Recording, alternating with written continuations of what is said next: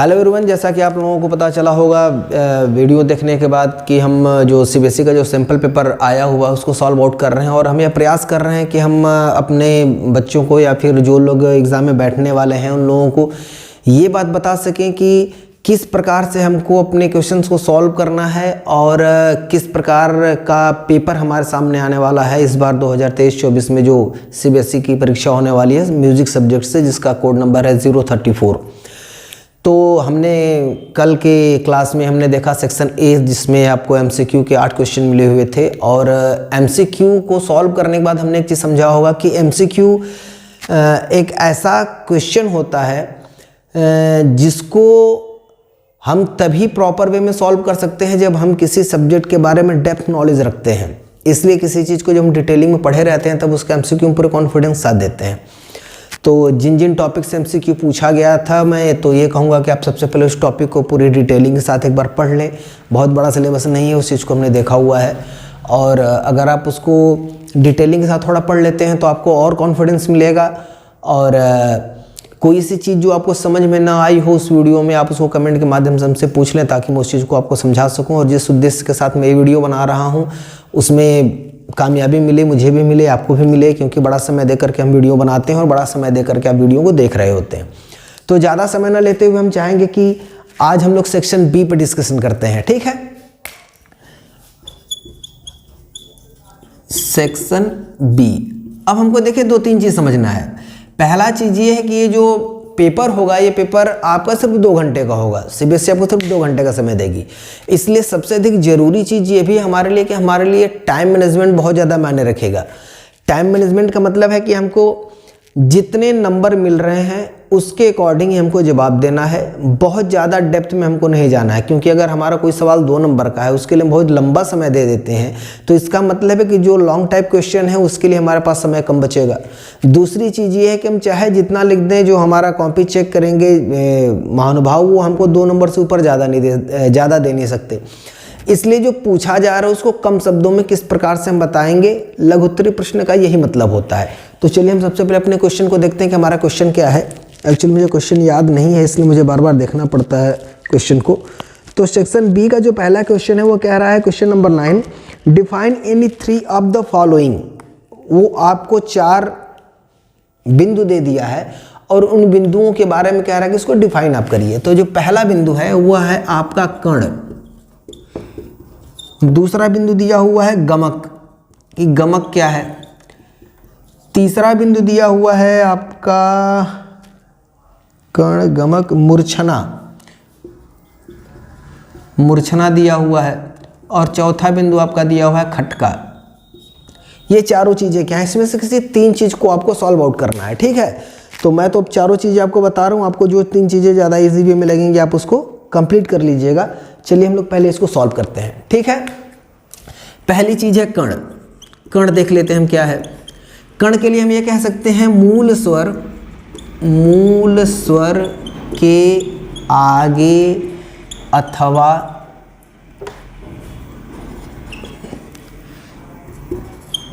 पीछे के, मूल स्वर के आगे अथवा पीछे के स्वर को स्पर्श मात्र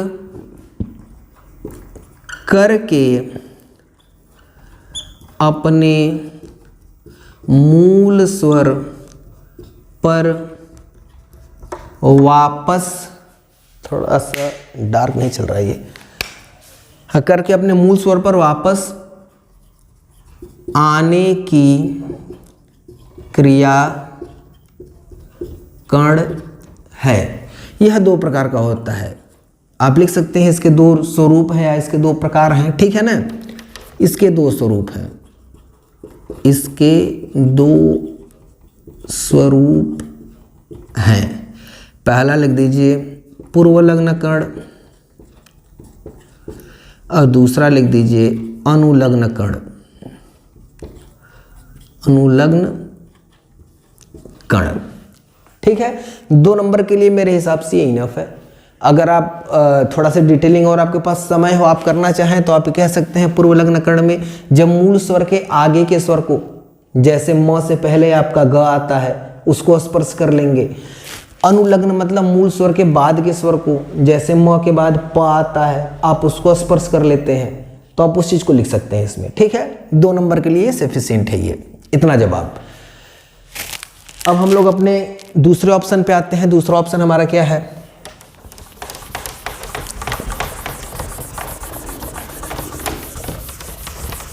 थोड़ा सा वीडियो आज हल्का सा लंबा होगा, आप उन लोग उसके लिए परेशान ना रहिएगा, लेकिन बहुत ही यूज़फुल वीडियो है, आप इसको पूरा देखिएगा ज़रूर। दूसरा ऑप्शन हमारा है गमक। हमको गमक के बारे में जानना है, तो आप इसके लिए लिख सकते हैं कि यह संस्कृत के गम शब्द से बना हुआ है, बना हुआ है, जिस गम का आशय चलना होता है। गम शब्द से बना हुआ है, जिस गम का आशय होता है चलना। मैं उस गम की बात नहीं कर रहा हूँ जिस गम में पढ़ने के बाद आप सब कुछ छोड़ बैठते हैं। ठीक है, उस गम में इस गम में इस नुक्ते का अंतर है, तो इस चीज़ को समझिएगा। इस गम का अर्थ है चलना। ओके,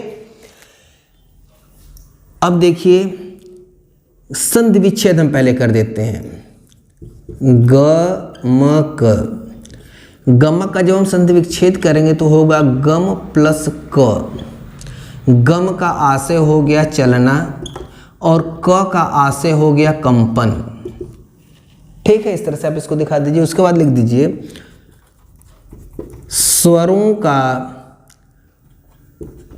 कंपन के साथ चलने की क्रिया ही गमक है। अपने इन वाक्यों में आप थोड़ा सा और कुछ लगा सकते हैं, जिससे वाक्यों की सुंदरता बढ़ जाएगी। जैसे कि इसके ऊपर आपने ये लिख दिया कि संगीत के विद्वानों के अनुसार, संगीत के विद्वानों के अनुसार। इसके बाद आप यहाँ से अपनी लाइन शुरू कर दीजिए। स्वरों का कंपन के साथ चलने की क्रिया क्या कहलाती है? गमक कहलाती है। इसमें कुछ चीज़ें पॉइंट्स आप और दे दीजिए, जैसे पॉइंट्स ये दे दीजिए, मैं यहाँ पे दे रहा हूँ। मैं प्रॉपर वे में नहीं लिख पाया क्योंकि पूरा कवर नहीं हो पा रहा है वीडियो। आप लिख दीजिए सारंगदेव।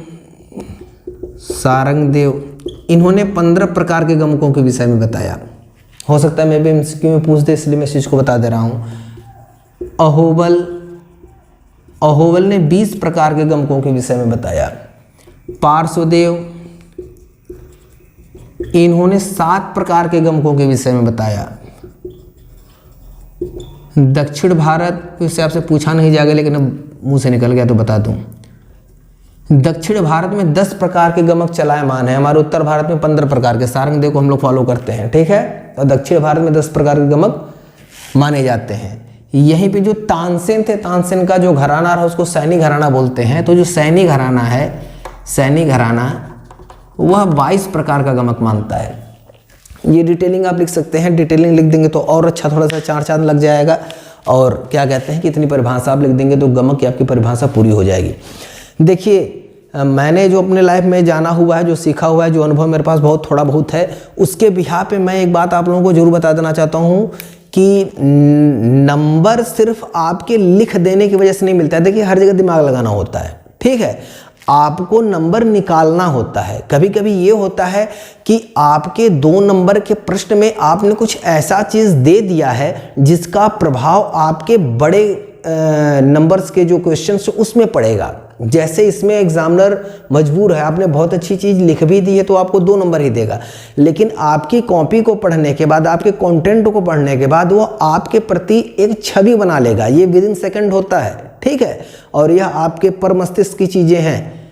एग्जामिनर आपकी कॉपी चेक कर रहा है, बहुत अच्छे तरीके से लिखी हुई, हैंड राइटिंग आपकी बहुत अच्छी है, बहुत स्पष्टता के साथ आपने लिखा हुआ है और कंटेंट में आपके वजन है। तब आप जब लॉन्ग टाइप का क्वेश्चन कर रहे हैं, जो 6 नंबर के क्वेश्चन होंगे, उस क्वेश्चन में आपको उसका बेनिफिट मिलेगा। अगर वहाँ पे आपसे थोड़ी बहुत चूक हो भी गई है तो एग्जामिनर उस चीज़ को अवॉइड कर देता है और इसका बेनिफिट आपको वहाँ पे मिल जाता है। तो इस चीज़ का ध्यान हमको रखना है, ठीक है। गमक के लिए ये इतनी चीज़ें होगी, इसको आप लिख दीजिए। अगली चीज़ें हम लोग देखते हैं।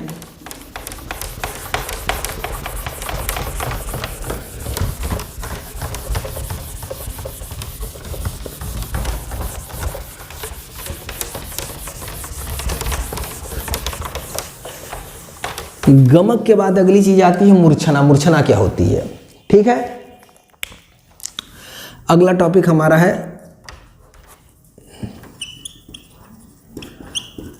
मूर्छना। मूर्छना के विषय में तमाम संगीतज्ञों ने अपने अपने विचार व्यक्त किए। भरत से लेकर के आपके विष्णु नारायण भारत खंडे तक सबके अपने अपने विचार रहे, जिसमें एक जो आधुनिक समय काल रहा उसकी एक विचारधारा आपके सामने रख दे रहा हूं और एक जो पहले की विचारधारा रही उसको मैं आपके सामने रख दे रहा हूं। तो आप लिख दीजिए कि ओमकार नाथ ठाकुर के अनुसार, ओमकार नाथ ठाकुर के अनुसार कोई भी चमकती अथवा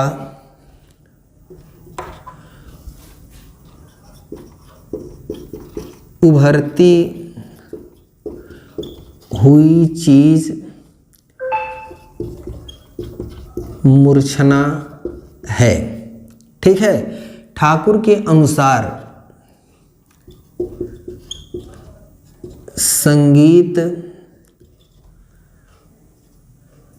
स्वराक्रम में, इसमें संगीत स्वराक्रम जोड़ दीजिए। किताबों में आपको जो मिलेगा वो सही मिलेगा। कोई भी चमकती अथवा उभरती हुई चीज़ मूर्छना कहलाती है ओमकार नाथ ठाकुर के अनुसार। लेकिन इसमें आप ये चीज़ जोड़ दीजिए संगीत स्वराक्रम में, संगीत के स्वर के क्रम में, ठीक है ना। दूसरी चीज़ अहोबल के अनुसार लिख दीजिए, सारंगदेव के अनुसार लिख दीजिए। सभी ने लगभग एक ही बात मानी, भरत को ही फॉलो सभी लोगों ने किया।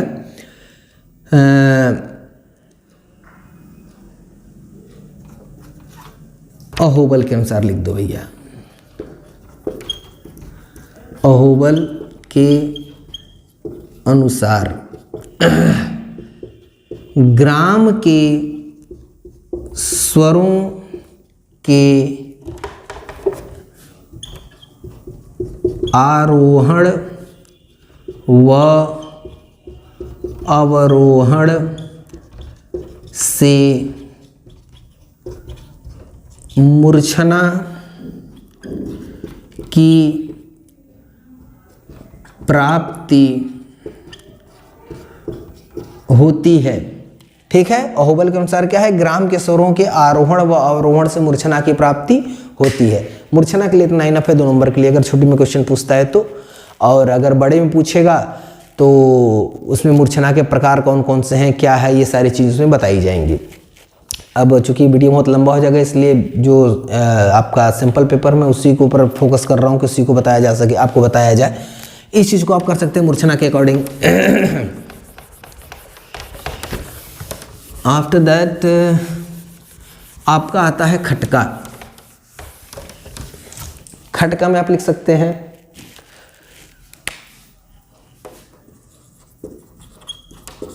खटका 4 स्वरों का द्रुत लयकारी में वक्रता के साथ प्रयोग की क्रिया खटका कहलाती है।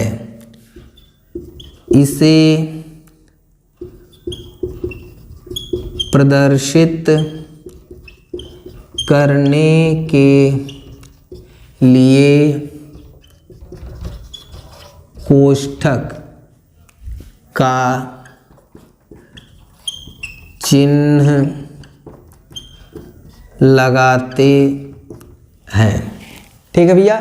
खटका को प्रदर्शित करने के लिए क्या करते हैं, खटका कोष्ठक का चिन्ह लगाते हैं और 4 स्वरों की द्रुत लयकारी में जब हम वक्रता के साथ प्रयोग करते हैं तो इससे हमारे खटका क्या क्या होता है, निर्माण होता है। आप खटका के लिए बस इतनी बातें लिख देंगे, इतनी आपके लिए सफिशिएंट है, इनफ है इतना, लघुत्तरी प्रश्न के दृष्टि के अनुसार। और खटका वगैरह ये सब जब पूछेगा तो लघुत्तरी में ही पूछेगा, लॉन्ग टाइप में ये सब नहीं पूछेगा। अगला जो चीज़ है आप लोगों के समक्ष उसको देख लेते हैं हम लोग। थोड़ा सा रिफिलिंग कर लूँ क्योंकि इंक बहुत हल्का हो गया है, सॉरी। चलिए सेक्शन ए का ये पहला जो सेगमेंट था वो रहा। उसके बाद सेक्शन बी का था ये। सेक्शन बी में जो दूसरा क्वेश्चन दिया हुआ है वो और करके दिया हुआ है, describe the salient features of the राग बागेश्वरी। बागेश्वरी का आपको साइलेंट फीचर देना मतलब संक्षिप्त परिचय आपको देना है, ठीक है ना। तो रागों का जब संक्षिप्त परिचय आपको देना है तो उसके लिए आप क्या कर दीजिए, कुछ मूल चीज़ें जो उसकी वो लिख दीजिए। जैसे कि राग बागेश्वरी परिचय डाल दीजिए, राग बागेश्वरी, कहीं कहीं इसको बागेश्वरी भी लिखा हुआ आपको मिलेगा। इसमें आप पहले लिख दीजिए थाट, उसके बाद लिख दीजिए वादी, फिर लिख दीजिए संवादी, उसके बाद लिख दीजिए जाति, उसके बाद लिख दीजिए गायन समय, उसके बाद लिख दीजिए आरोह, फिर लिख दीजिए, दिख रहा है ना भैया, चलिए दिख रहा है, अवरोह दिख रहा है, हाँ। अगला लिख दिया सम प्रकृति राग, सम प्रकृति राग। अब ये जो इसका क्या कहते हैं कि पूरा डिटेलिंग है, उस पूरी डिटेलिंग को आपको भर देना है, उस डिटेलिंग को हमको देख लेना है। तो राग बागेश्वरी किसका राग है, किस थाट का, काफी थाट का है। वादी म हो गया, संवादी सा हो गया, जाति हो गया साड़व, वक्र संपूर्ण, ठीक है। उसके बाद गायन समय हो गया रात्रि का दूसरा प्रहर, ठीक है। इसमें एक मैं पकड़ भूल गया, चलिए पकड़ मैं उधर लिख दूंगा। इसका लिख दीजिए निसा ग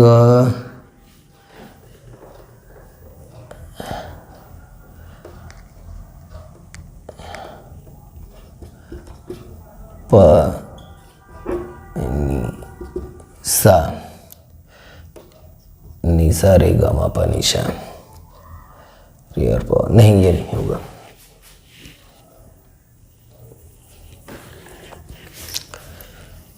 ये हटाइए, ये हटाइए, औड़ो संपूर्ण है।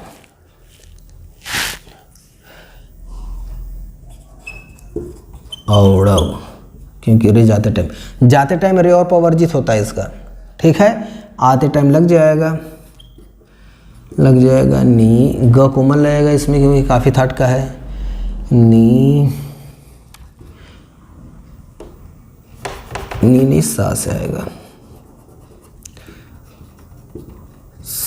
सानी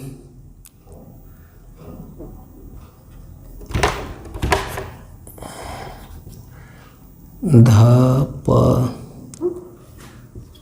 म प ग म ग रे सा, चलेगा, ये भी चलेगा, ठीक है ना। गौर निकोमल, ठीक है। सम प्रकृति राग इसका रागेश्वरी, ठीक है। रागेश्वरी इसका सम प्रकृति राग होता है। अगर आप इतना भी लिख लेते हैं तो यह चीज़ आपके लिए, उसका जो संक्षिप्त परिचय है राग बागेश्वरी का, उतना इनफ है इसके लिए। आप इतना चीज़ को नोट कर लीजिए। नोट करने के बाद आपके पास नोटेशन होगा, आपने पढ़ा ही होगा उस चीज़ को। अगर नहीं पढ़ा होगा तो वीडियो को पास कर लीजिएगा, पास करके इस चीज़ को आप लिख लीजिएगा, ठीक है। अगली चीज़ पे आते हैं हम लोग।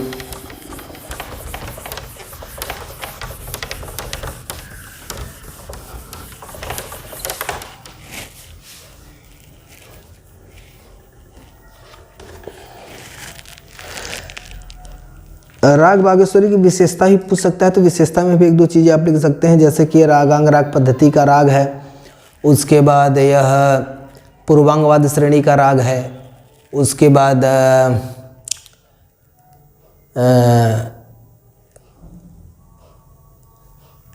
हाँ एक दो लिख दीजिए, ठीक है, आगे लिख लीजिए। अगला क्वेश्चन देखिए, क्वेश्चन नंबर 10। क्वेश्चन नंबर 10 में बता रहा है कि discuss the tuning of tanpura. Tanpura के ट्यूनिंग के बारे में पूछ रहा है, या फिर और में करके क्वेश्चन दिया हुआ है कि पंडित कृष्णराव शंकर पंडित का संक्षिप्त में जीवन परिचय। ये दो चीज़ें पूछ रहा है आपसे। तो हम लोग पहले तानपुरे के जीवन परिचय को, सॉरी तानपुरे के पहले ट्यूनिंग को हम लोग देख लेते हैं, ठीक है ना। तानपुरे का ट्यूनिंग जो है, ये क्वेश्चन नंबर कौन सा है? क्वेश्चन नंबर आपका है 10। क्वेश्चन नंबर 10 देख लीजिए। क्वेश्चन नंबर 10 तानपुरा जो पहली चीज़ पूछ रहा है, दूसरा कृष्णराव शंकर पंडित, कृष्णराव शंकर पंडित, ठीक है। दो लोगों के बारे में हमको जानना है। तो पहला हम लोग तानपुरा जान लेते हैं। तानपुरा मिलान, ये लगभग क्वेश्चन आना ही आना है। इस क्वेश्चन को बिल्कुल दिमाग में बैठा लीजिएगा आप लोग, इसको अच्छी तरह से कर लीजिएगा। देखिए तानपुरे में 4 तार होते हैं, ठीक है। ये हो गया पहला तार, ये हो गया दूसरा तार, ये हो गया तीसरा तार, ये हो गया चौथा तार। चारों तार में से जो पहला तार होता है इसको मंद सप्तक के प से सबसे पहले मिलाएंगे, किंतु अगर राग में प स्वर वर्जित है तो सेकेंड प्रायोरिटी हम मंद सप्तक के म को देंगे। अगर मंद सप्तक का म भी राग में नहीं है और मंद सप्तक का प भी नहीं, मतलब ये दोनों स्वर अगर वर्जित हैं, तो इस कंडीशन में इसको हम मंद सप्तक के नी स्वर से मिला लेंगे। ये दूसरे तीसरे नंबर का जो तार होता है इसको जोड़ी का तार बोलते हैं। क्या बोलते हैं बाबू? जोड़ी का तार। इस जोड़ी के तार को सदैव मध्य सप्तक के साथ से मिलाएंगे। और ये चौथा तार होता है, इसको मंद सप्तक के साथ से मिलाएंगे। इसी चीज़ को आपको नीचे डिटेलिंग में लिख देनी है कि सर्वप्रथम हम तानपुरे के पहले तार को मंद सप्तक के प से मिलाएंगे। अगर राग में मंद सप्तक का प नहीं लगा हुआ, जैसे मार्कोस ले लीजिए, नहीं लगा हुआ है तो हम उसको मंद सप्तक के म से मिलाएंगे। अगर राग में मंद सप्तक का प और म दोनों स्वर नहीं लगा हुआ है, मतलब कि राग में प और म दोनों स्वर वर्जित है, नहीं लगा हुआ है, तो उसको मंद सप्तक के नी स्वर से मिलाएंगे। दूसरा पॉइंट लिख दीजिए कि तानपुरे का दूसरा और तीसरा तार जो होता है वह जोड़ी का तार कहा जाता है, तथा जोड़ी के तार को सदैव मध्य सप्तक के साथ स्वर से मिलाया जाता है। अगला पॉइंट आप लिख दीजिए कि तानपुरे का जो चौथा तार होता है उसको मंद सप्तक के सा से मिलाते हैं। ये इसकी मिलान विधि होती है। डिटेलिंग जो मैं बोल रहा हूँ चीज़ को आप लिख सकते हैं, या फिर आप इस ग्राफ को देख करके आप समझ सकते हैं और आप इस चीज़ को पूरी डिटेलिंग के साथ प्रॉपर वे में लिख सकते हैं। ये हो गया।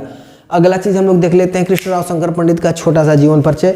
तो मैं इसको बहुत डिटेल में नहीं बताना चाहूँगा आपको, क्योंकि कृष्णराव शंकर पंडित का जीवन परिचय हमारे इसी चैनल पे ऑलरेडी पड़ा हुआ है। जिन बच्चों को जो बच्चे नया जुड़े हुए हैं या फिर नहीं जानते हैं कृष्णराव शंकर पंडित का जीवन परिचय, उस चैनल पे जाकर के सर्च कर लेंगे, उनको कृष्ण शंकरराव पंडित का जीवन परिचय जो है वो मिल जाएगा।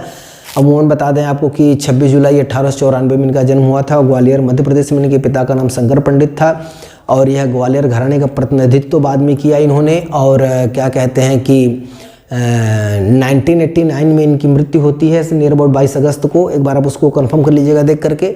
हद्दू खां, हस्सू खां और निसार खां से इन्होंने प्रॉपर वे में संगीत की शिक्षा ली और बहुत ही मार्तंड व्यक्ति थे। बहुत ही अपने जीवन में संगीत को आगे उन्होंने बढ़ाया। इनके पुत्र लक्ष्मण प्रसाद जी थे, उनकी पौत्री मीता पंडित थी और वह सभी संगीत की सेवा किए और उनकी पीढ़ी आज भी चल रही है। और भी बहुत कुछ डिटेलिंग है इसके साथ। कब कब ये पुरस्कार पाते हैं। 62 में खैरागढ़ विश्वविद्यालय से पुरस्कार इनको मिलता है। 1980 में इनको तानसेन पुरस्कार मिलता है। उसके बाद ग्वालियर नरेश की तरफ से इनको पदक मिलता है 1947 में। ऐसे तमाम चीज़ें हैं। तो आप उस पूरी वीडियो को आप देख लीजिए प्रॉपर वे में। इनसे रिलेटेड आपको और भी ज़्यादा जानकारी उस वीडियो में आपको मिल जाएगी। पंडित कृष्णराव शंकर पंडित जीवन परिचय आप चैनल में खोजेंगे तो आपको मिल जाएगा। तो ये दो क्वेश्चन इस तरह से हम आप सॉल्व आउट कर सकते हैं। अगला क्वेश्चन देखते हैं, क्वेश्चन नंबर 11। वो क्या कहता है? क्वेश्चन नंबर 11 पे जब हम लोग आते हैं तो हम देखते हैं कि गिद्ध ब्रिटिश संगीत रत्नाकर डिस्क्राइब, ये पूछ रहा है 11 नंबर क्वेश्चन में कि एक संक्षिप्त परिचय हमको संगीत रत्नाकर के ऊपर देना है, ठीक है ना। ये क्वेश्चन नंबर है आपका 11, क्वेश्चन 11। ये पहले कह रहा है संगीत रत्नाकर, संगीत रत्नाकर पहला चीज़, या और करके इसने कहा हुआ है कि डिस्क्राइब धमार ताल एंड राइट इट्स था दुगुन। इनका धमार का था दुगुन लिखना है, धमार, ठीक है ना, था और दुगुन ये लिख देना है हमको, ठीक है। तो चलिए इस क्वेश्चन को देखते हैं एक नज़र। हमारा पहला टारगेट क्या है, संगीत रत्नाकर। संगीत रत्नाकर को देखिए आपको क्या लिखना है, बहुत ज़्यादा नहीं लिखना है, बहुत बड़ा ग्रंथ है, बहुत ही उपयोगी ग्रंथ है। आप इसमें साफ साफ लिख दीजिए, यह पंडित सारंगदेव के द्वारा 13वीं शताब्दी में लिखा गया संगीत विषय का एक महान ग्रंथ है, जिसकी रचना सारंगदेव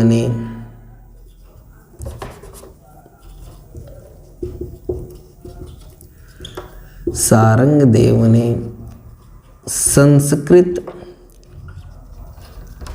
भाषा में किया। संस्कृत भाषा में यह ग्रंथ लिखा गया। अपनी पूरी बात, जस्ट एक मिनट, थोड़ा सा 1 मिनट हमको समय दे दीजिए।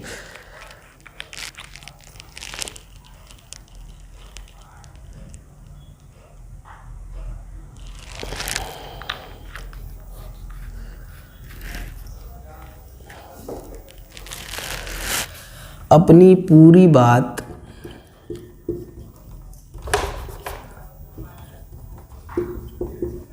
सारंगदेव ने इस ग्रंथ में 7 अध्यायों के माध्यम से कही, जो कि निम्नवत हैं।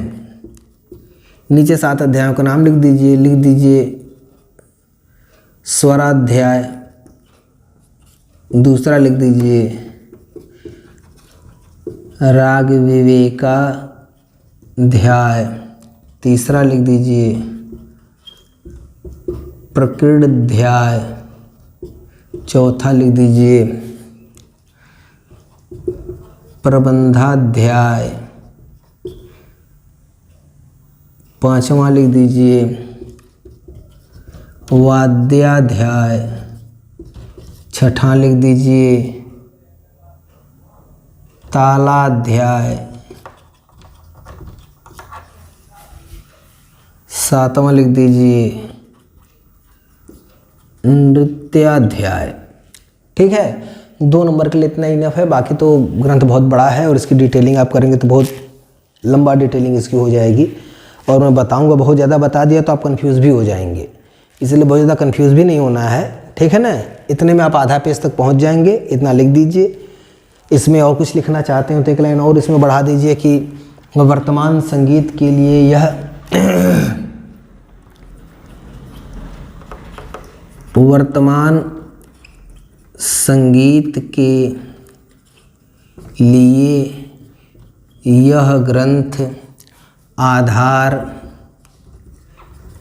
स्तंभ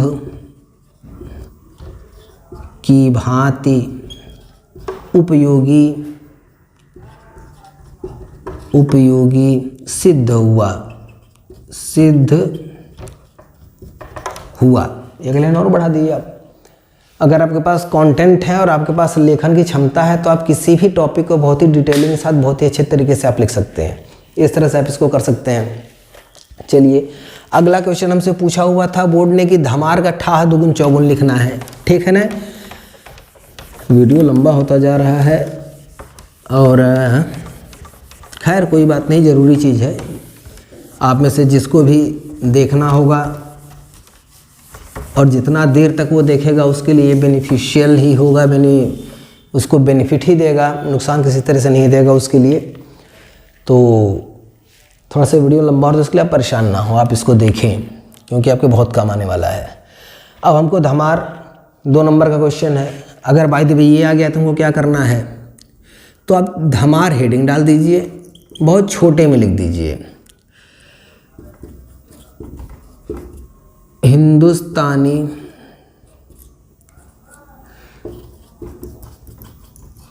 शास्त्रीय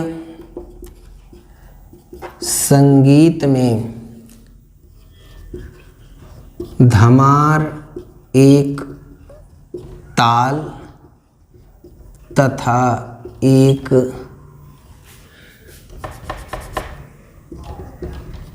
गायन, दोनों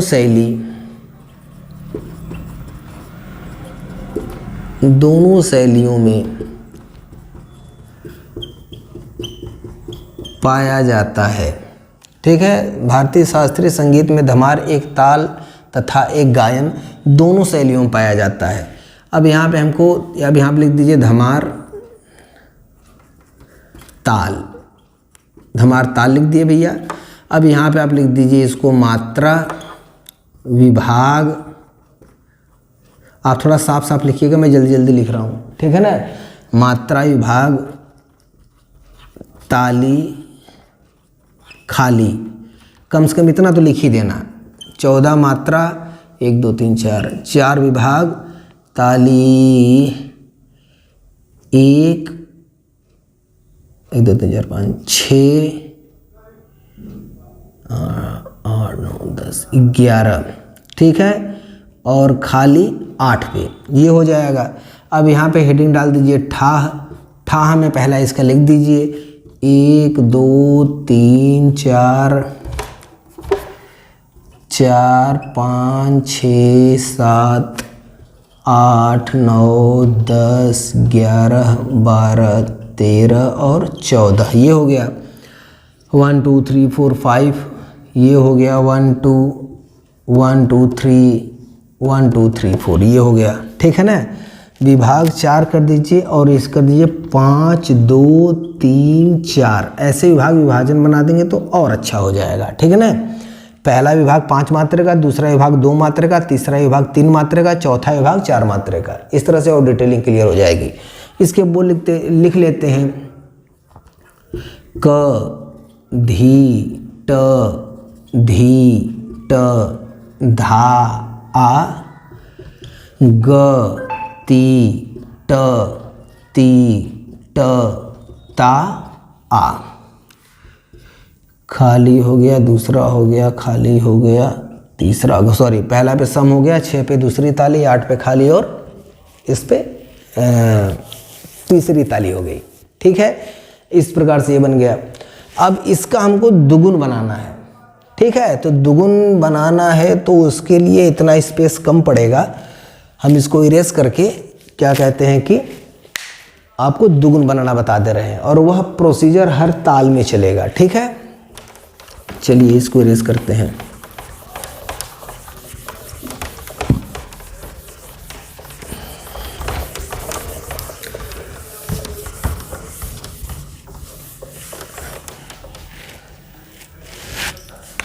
धमार दुगुन, धमार दुगुन, धमार दुगुन लिख लो भैया। पहले क्या करिए कि जो धमार का जो बोल है उस बोल को 2 बार प्रॉपर वे में लिख दीजिए सबसे पहले, ठीक है। तो धमार का बोल क्या है, क धी ट धा आ ग ती ट ता आ। फिर से वही बोल लिखिए, क धी ट धा आ ग ती ट ता आ। अब आपको क्या करना है, दुगुन बनाना है तो 2 2 का कॉम्बिनेशन बना लीजिए। एक कॉम्बिनेशन 2 3 4 5 6 7 8 9 10 11 12 13 14 कॉम्बिनेशन हो गया 14 का। यहाँ पे लिख लीजिए भैया, ये 1 है, 2 है, 3 है, 4 है, 5 है, 6 है, 7 है, 8 हो गया, 9 हो गया, 10 हो गया, 11 हो गया, 12 हो गया, 13 हो गया, 14 हो गया। 5 पे 7 पे इस पे लग गया। यहाँ पे सम, यहाँ पे 2, यहाँ पे खाली, यहाँ पे 3, ये आपका दुगुन हो गया। ठीक है भैया, इस तरह से आप दुगुन बना सकते हैं और दुगुन बना करके पूरे के पूरे नंबर ले सकते हैं आप। चलिए, ये हम लोगों का सॉल्व आउट हो गया। अगली चीज़ हम देखते हैं कि अगला क्वेश्चन क्या पूछ रहा है बोर्ड। अगला क्वेश्चन 11 12